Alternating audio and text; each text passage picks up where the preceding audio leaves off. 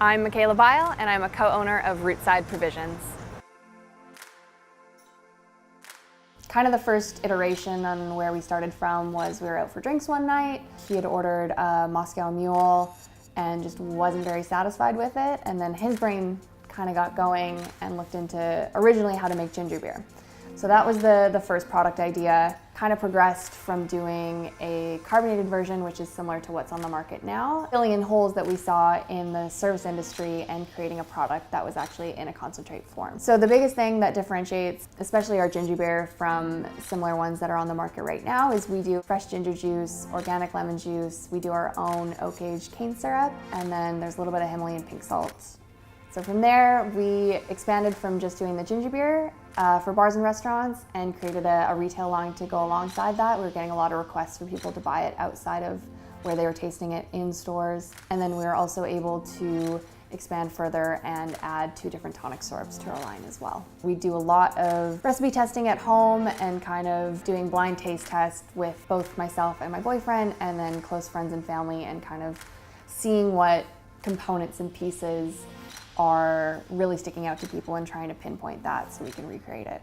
Also what we call research and development, which is trying gin and cocktails at other places, which is definitely a perk of this job. My background, I have a Bachelor of Commerce in entrepreneurship, which is kind of the irony of this, because I think Quinn has that entrepreneurial mindset.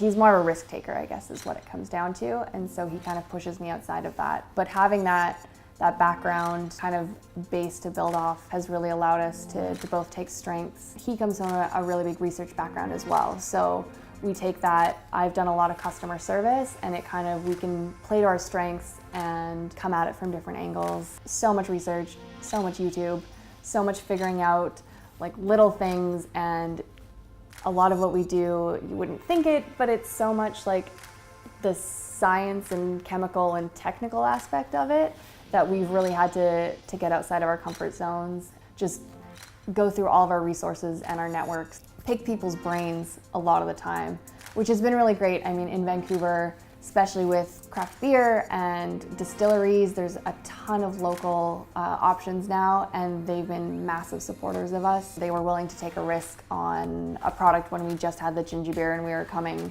kind of door to door, just the 2 of us. As far as obstacles, production is something that neither Quinn or myself have ever done outside of this. So basically the entire business has been a giant learning curve. And then you look at everything that goes into running a business, whether that be the finance and accounting, cash flow with needing to bring produce in, and then fitting all those pieces together and figuring out what tools we need to make that a success. When you're feeling the pressure and feeling like you don't have anything left, that's when you need to expand. Along with that, it's just taking that leap of faith and kind of the risk alongside, where you can push through and realize that down the line, like, you're working towards something bigger than that.